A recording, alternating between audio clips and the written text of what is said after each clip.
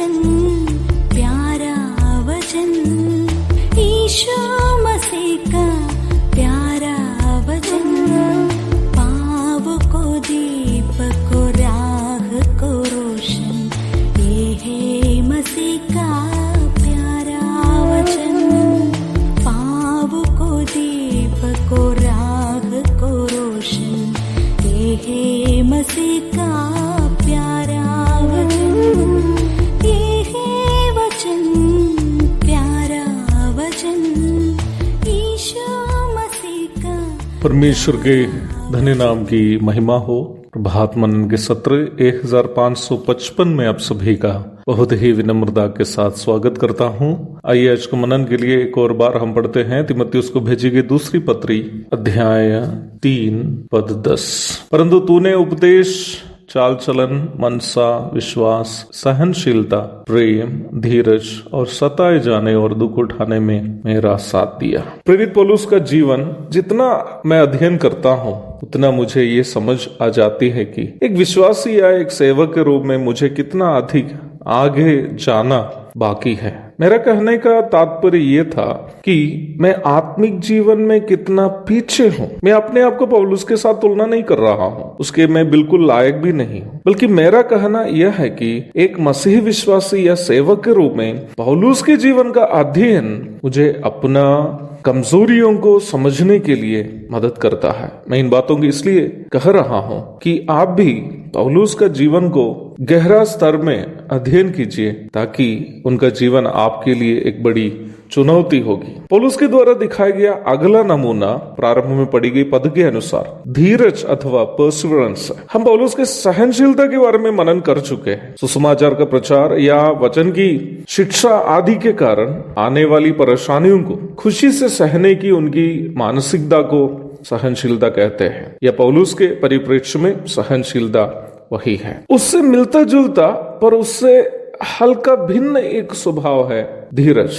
आमतौर पर कहूं तो कष्ट या तकलीफ को जानबूझकर सहते रहने की क्षमता को धीरज कहते हैं। पौलुस के जीवन से जोड़कर यदि बोलूं तो परमेश्वर की इच्छा के लिए स्वयं अर्पण करने के कारण होने वाली परेशानियों को, तकलीफों को झेलते रहने का उनका स्वभाव को यहाँ वो स्वयं धीरज करके बताया है। प्रेरितों के काम 21वां अध्याय के 10 से 14 तक के पदों में पौलुस के धीरज का एक उत्तम उदाहरण हम देखते हैं। जब पौलुस कैसरिया में था, अगबुस नाम के एक भविष्यद्वक्ता ये भविष्यवाणी करता है। वो यरूशलेम से आया था।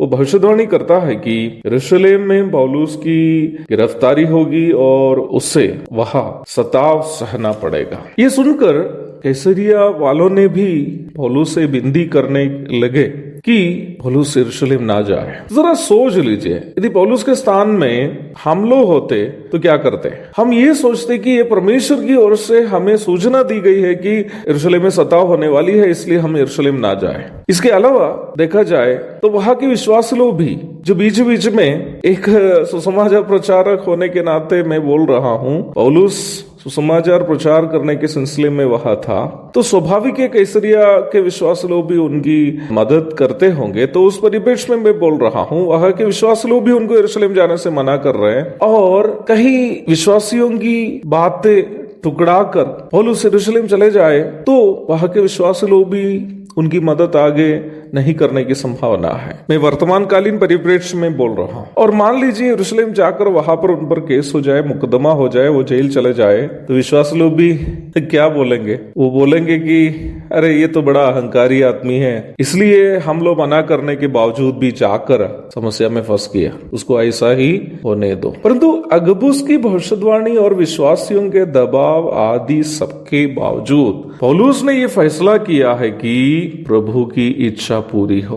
प्रेरितों के काम 21:14 पढ़ लीजिएगा। क्योंकि वो प्रभु के लिए मरने के लिए भी तैयार था। समान प्रकार की एक अन्य घटना जो पौलुस के जीवन में घटी थी, कोरिन्थियों की दूसरी पत्री 12वां अध्याय में आपको देखने के लिए मिलेगी। अपने शरीर को ग्रसित की गई एक बीमारी दूर होने के लिए पौलुस 3 बार परमेश्वर से प्रार्थना करता है, परंतु परमेश्वर ने उनसे कहा कि चंगाई नहीं देंगे बल्कि अनुग्रह देंगे। पौलुस आगे कहता है कि इसलिए मैं बड़े आनंद से अपनी दुर्बलताओं पर घमंड करूंगा कि मसीह की सामर्थ्य मुझ पर छाया करती रहे। 2 कुरिन्थी 12 की 9। प्रेरित पौलुस यहाँ पर उस बीमारी को सहते हुए परमेश्वर की महिमा करने के लिए, परमेश्वर की इच्छा को अपने जीवन में पूरा करने के लिए पूर्णता अपने आप को समर्पण कर रहा है। प्रेरित पौलुस के द्वारा दिखाया गया धीरज का नमूना यह था कि यदि दुख सहना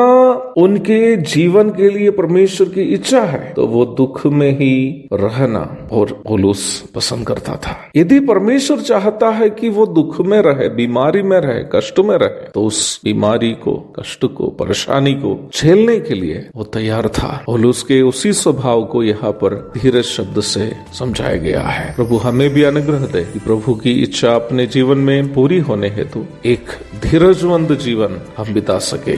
प्रभु के धन्य नाम की महिमा हो। आमीन।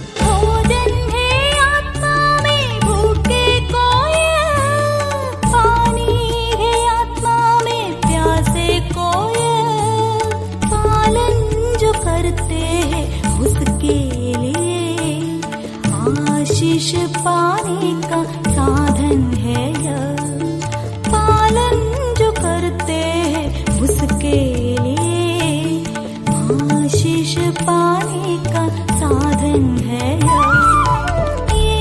ये वचन